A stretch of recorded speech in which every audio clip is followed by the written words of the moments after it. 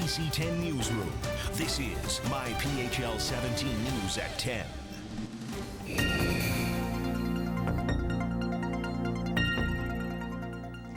We are going from wet to wintry this weekend. After a mild day across the region, get ready for more rain and a big chill. Good evening, I'm Denise Nakano. A foggy Friday will give way to more wet weather, then a blast of cold air will plow right into us. Take a live look outside tonight. The city skyline is shrouded in fog. Let's get the latest now from Chief Meteorologist Glenn Hurricane Schwartz. Glenn? Yeah, Denise, the fog is the least of our problems. We have more rain on the way. A lot of it back to our west with a cold front, but there's some building down to the south. That's coming right up in our direction, and it continues to increase on the radar. We don't have to worry about cold temperatures for a while. It's 66 today in Pittsburgh and even 52 in Chicago. So the cold air is not close to us, but the rain is. And as low pressure comes up, you can see some heavier rain by tomorrow morning. Combining with the cold front, that may trigger some thunderstorms late tomorrow or tomorrow evening. And then the cold winds come in. And boy, does it get cold as we go into Sunday and then next week. This is just the beginning of the cold spell, and we'll talk more about that coming up with the 5-day forecast in just a few minutes. All right, Glenn, thank you very much. Well, police believe a pair of armed robbers are targeting Temple University students. The robbers are forcing their way into off-campus homes, making off with the goods and then leaving scared students behind. Kristen Welker is live in North Philadelphia with more. Kristen? Denise, investigators say those robbers are acting out during the day in the areas of Montgomery and Norris Avenues. Tonight, we spoke with a Temple senior who says he came face to face with the men last Thursday. I was making breakfast that morning. I heard knocking at the door, so I came to the door and answered it. And with that, Temple senior James Barbeau opened the door to terror. He says two men were standing there, and what happened next was unthinkable. So I opened the door, and there was two people standing there at the front, on top of the steps, and they both asked me, "Is Steve here?" And I said no. And as I was closing the door, the guy pulls out a gun that was about this long. Barbeau, who lives a few blocks off campus, says the men forced him, his girlfriend, and 3 roommates into this upstairs bedroom and taped their hands behind their backs. He says one man sat guard while the other went through the house, stealing thousands of dollars worth of their personal belongings. They took four laptop computers, 2 Xbox 360s, all of my roommates' games on like PlayStation and stuff like that, and a PlayStation 3. He says he and his roommates were in this room for a grueling 30 minutes. I kept looking back at the guy, and he was like, "Don't look at me, or I'll shoot you," or something like that, something along those lines. So I just turned back and faced the wall again. I was kind of wondering if we were going to die or not, but I mean, I don't know, like, it was terrifying. I don't think there was anything going on except for how quickly is this going to be over. Police say Barbeau and his roommates are not alone. They say since October 15th, there have been 5 home invasions of Temple students who live off campus. They say this is a person of interest, a man who was withdrawing money from a nearby ATM right after one of the incidents. I'm happy it's here. Barbeau and his roommates have since gotten an alarm installed, the only way they can feel safe living in their North Philly home. If you know who these people are, you know, do something about it because someone's going to get hurt. Temple released a statement saying that they are cooperating with Philadelphia police. They also stressed that these incidents took place off campus. Meantime, investigators say the suspects are in their 20s. They say they are both stocky. One has a beard, the other has a mole on the left-hand side of his face. If you have any information that can help police, call them at 215-546-TIPS. Again, that's 215-546-TIPS. Live in North Philadelphia, I'm NBC 10's Kristen Welker from IPHL News at 10.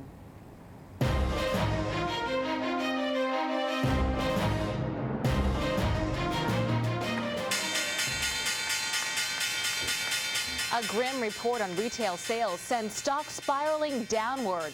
Now, sales plunged almost 3% last month, the largest drop on record. The Dow finished down 337 points today. Well, Mayor Michael Nutter is back in Philadelphia tonight. He spent the day in Washington, D.C., looking for federal help with the city's budget crisis. The mayor arrived at 30th Street Station earlier this evening. He hand-carried a letter to the office of Treasury Secretary Henry Paulson asking for a piece of that $700 billion bailout to help cities like Philadelphia. Now, Nutter also met with senior staffers on Capitol Hill looking for ways to tap into federal funds. We just want to have a fair, honest, open discussion about how we make sure that there's a real partnership between the federal government and cities all across America, that we're not asking for a bailout, we're not asking for a handout. What we're asking for is a hand. The mayor says distressed cities need access to capital for short-term loans. The city of Philadelphia is facing a $1 billion budget gap over the next 5 years. Mayor Nutter has proposed deep cuts to close it. Well, a pair of robbers involved in an armored car heist is still at large tonight, and the FBI says the criminals are armed and dangerous. Now, you can see them at the top of your screen in this brief snippet of surveillance video. The two men robbed an armored car guard at a check-cashing business on the 2700 block of South Randolph Street in South Philadelphia. The crooks got away with $700,000. One guard stayed in the truck. One guard was making the delivery inside. As soon as he entered the facility, he was overpowered by one of two subjects. Now take another look at that surveillance video. The FBI says the men ran west on Oregon and then south on Fairhill Street. If you saw anything, you're asked to call the FBI. Well, the male half of Philadelphia's infamous Bonnie and Clyde identity theft duo will spend the next 4 years behind bars. And he makes an emotional apology at his sentencing today. 25-year-old Edward Anderton was sentenced in federal court. In addition to jail time, Anderton will pay more than $100,000 in restitution. He and girlfriend Jocelyn Kirsch pleaded guilty earlier this year.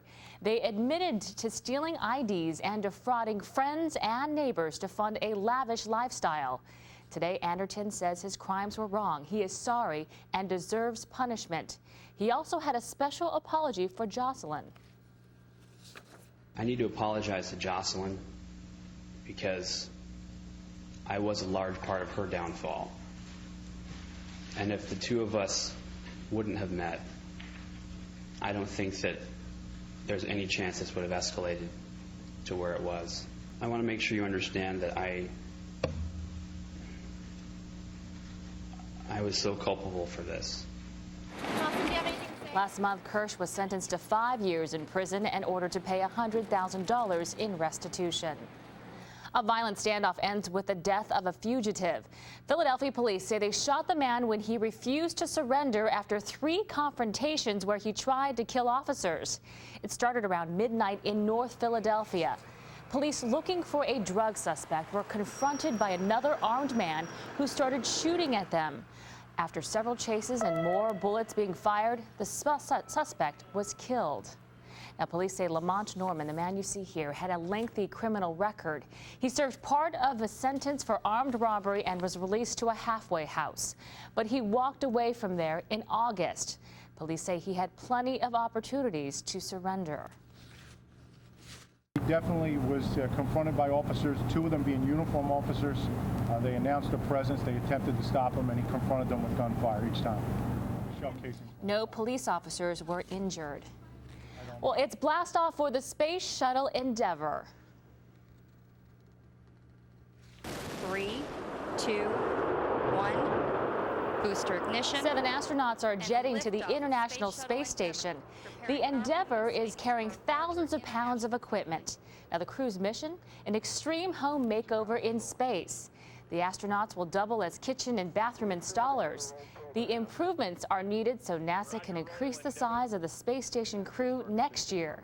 The crew will spend about 15 days in orbit. Now, on board the shuttle and commanding this important mission is a local guy, Navy Captain Christopher Ferguson. Ferguson is a graduate of Archbishop Ryan High School and Drexel University. Well, a grieving daughter marks a somber anniversary in South Jersey. Her father's hit-and-run death is still unsolved, and the tragedy prompted her to lead the fight for passage of Skinner's Law, which toughens the penalties for leaving the scene of a deadly accident. Doug Schimel has her story. Today is the hardest one, the 5th year. I just can't believe that someone is still out there.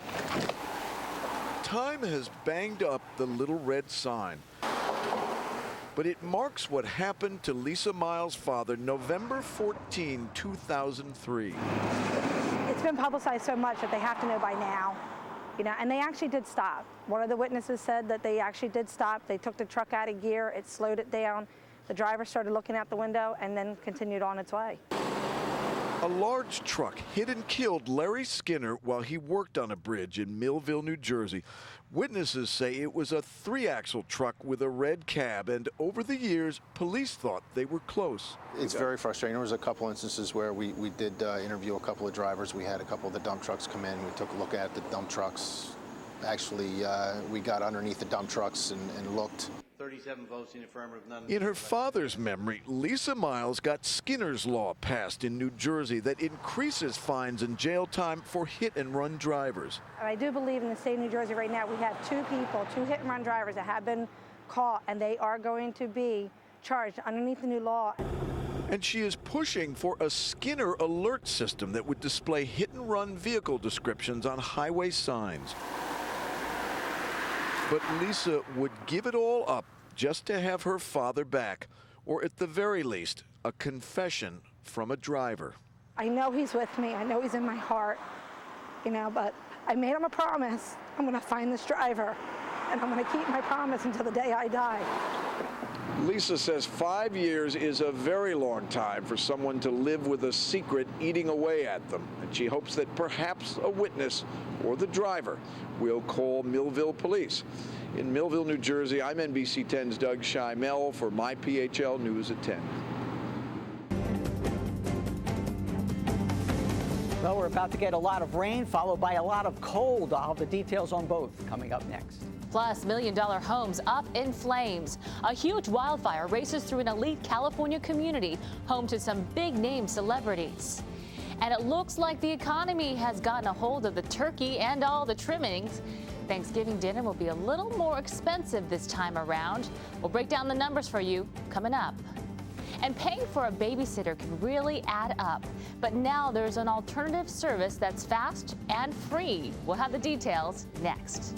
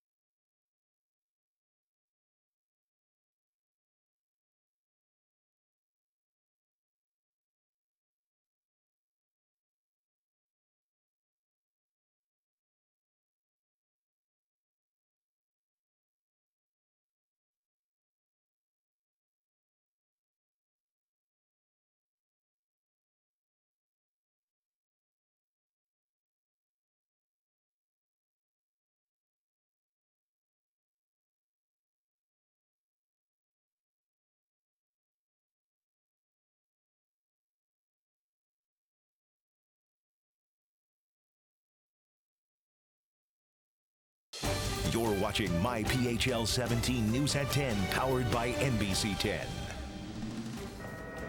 Firefighters in California are still working to get the upper hand on this giant blaze in Santa Barbara County. The fire broke out last night and spread to nearly 4 square miles today in Montecito. Actor Rob Lowe is one of the hundreds who fled the flames. His house was spared, but more than 100 others now gone. Multi-million-dollar estates burned to the ground. Firefighters hope winds will not pick up tonight, and they'll be able to get this fire under control soon. Your money tonight, putting Thanksgiving dinner on your table will take a bigger bite out of your wallet this year. The American Farm Bureau Federation says a meal for the average gathering of 10 will cost $44.61. Now that's $2.35 more than last year. The group's shopping list includes turkey, stuffing, sweet potatoes, rolls with butter, peas, cranberries, a relish tray, pumpkin pie with whipped cream, and coffee and milk. The cost of turkey is the largest single contributor to the increase. It is up 9 cents to about $1.19 a pound. Well, every mom and dad needs a night away from the kids once in a while, right? Well, with this economy as it is, paying for a sitter might not be that easy. Tracy Davidson shows us how to save money with a babysitting co-op. Did you do it? At 2 years old, Birch is a joy. But with his 2-month-old sister Willow in the picture, mom and dad need a break. Just to get a few hours of like a nap. Enter their neighbor Amanda. Where's Sadie? Who has 2 kids of her own. Both moms are in a babysitting co-op, a network of families in their neighborhood who have agreed to watch each other's children free. At one point, 15 families were participating. Suddenly, finding a sitter became cheap and easy. If it's a Saturday night and people just want to go out, you just need someone there, but it's so nice to know that it's a parent in the neighborhood who you like and you trust, and you've managed to have a really lovely evening without spending $75 or $100, plus cab fare. Here's how it works. It's all done on a point system. Every 15 minutes you watch another person's child, you earn 1 point per child, and then you get to cash in. It's all done through a website called babysitterexchange.com, which basically keeps a tally for everybody, sends out the mass email as to who needs babysitting when, how many children, will the children be asleep, will one be awake, that kind of information. We all got together and set ground rules and set expectations, and there's a really strong sense of trust and respect among the members of the group. Now their children are great friends, and the parents are friends too, sharing advice and commiserating over parenting struggles.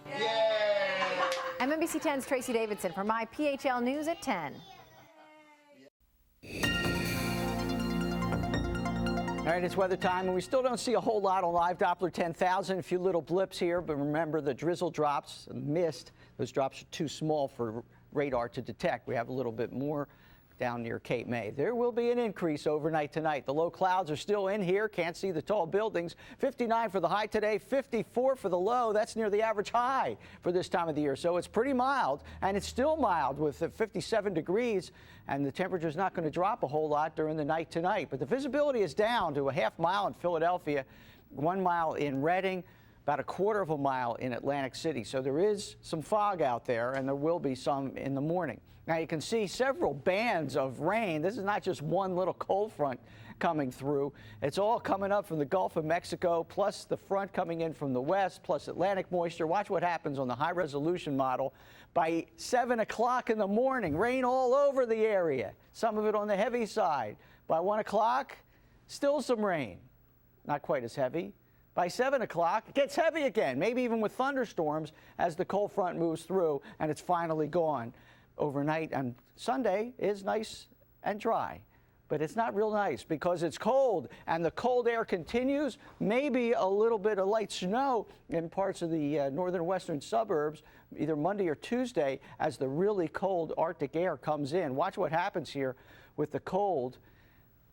By Sunday, with a lot of wind, it's going to make it feel even colder, and it's not cold enough for you. Here comes even colder air by the middle of the week.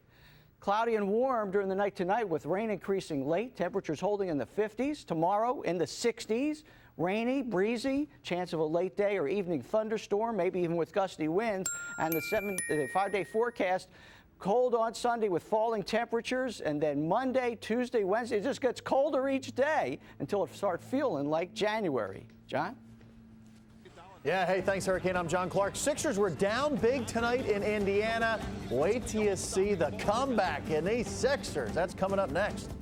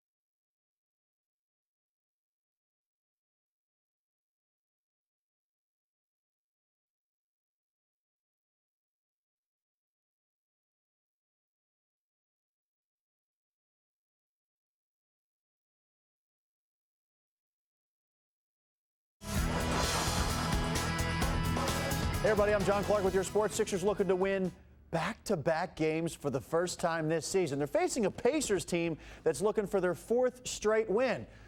Brutal start for your Sixers. Marquise Daniels hits the three. Sixers are down 36-12. Oh no, Mo! But thank goodness for Thaddeus Young. Carrying the Sixers in the second half. Thad with 2 putback jams, career high 25 points. Fourth quarter, Sixers coming back. Willie Green. 14 points off the bench for Green. Lead is down to 4. Larry Bird, a little nervous. Elton Brand. 14 points, 15 boards for Elton. 3-point game, 2:50 to go. All the way. Got it. How about that? Andre Miller gives the Sixers their first lead. They're up by 2. Final seconds. Pacers had a shot. Doesn't go. Sixers come back. They were down 26 points. They win it 94-92. 2 straight wins on the road. Hey, college hoops is back. Half of the Philly 6 opening their seasons tonight. Villanova is without their starter Dwayne Anderson for a while. They're already missing Shane Clark, but don't really need them against Albany. Corey Stokes strokes the 3. 13 for Corey. Nova running the fast break. How about Dante Cunningham? 2-hand jam for Cunningham. Nova had 6 players in double figures. Cats roll 78-60. St. Joe's playing at the Wachovia Center for the first time. Hawks trailing Ryder by 10 early on. But the senior center, Ahmad Nivens, stepping up. 25 points, 13 boards. It's the Nivens and Givens show. Darren Govins adds 17. St. Joe's wins 69-57. The Hawk is still going. Fran Dunphy and Temple playing East Tennessee State today in the Charleston Classic. The Owls, like the weather, raining 3s. Christmas coming early. Deontay Christmas leads the way with 26. The Owls shot 11 of 23 from beyond the arc. Temple rolls 79-65. All 3 are winners tonight. Eagles, they are 9-point favorites heading to Cincinnati. They're going to have Asante Samuel. He did return to practice today. Eagles defense, of course, was run over in that Giants loss. Thank goodness for the Bungles this Sunday. They can't run the ball, and only the Oakland Raiders have scored fewer points. That is good news for the Eagles defense. We will be right back.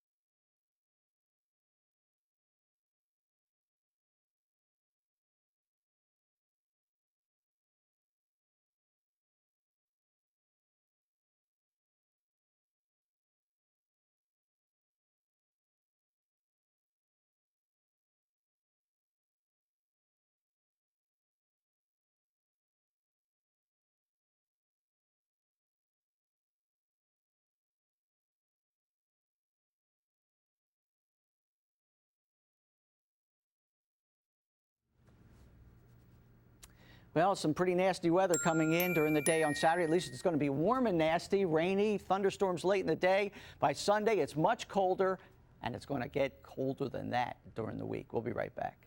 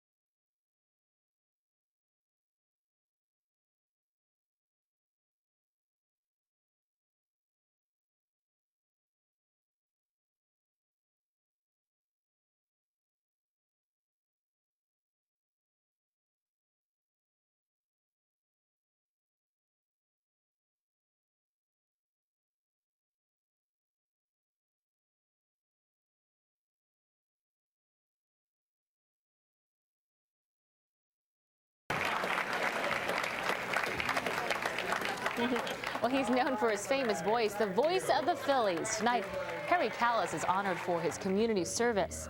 The broadcaster received the Humanitarian Award from the Southeastern chapter of the American Red Cross. Proceeds from the fundraiser go to disaster relief programs.